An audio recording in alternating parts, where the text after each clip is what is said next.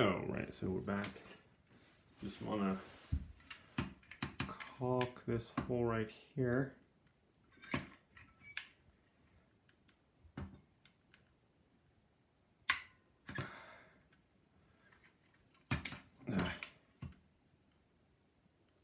Okay, and this one here.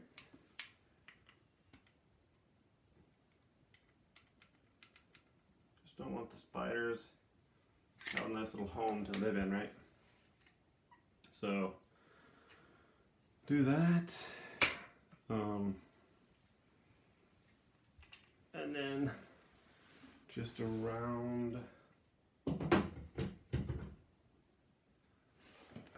bottom of I think as well, you can see that it's a little bit lower, or the floor is a little bit lower over here.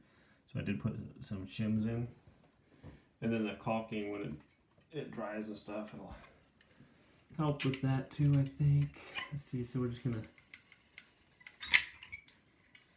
run a bead around here.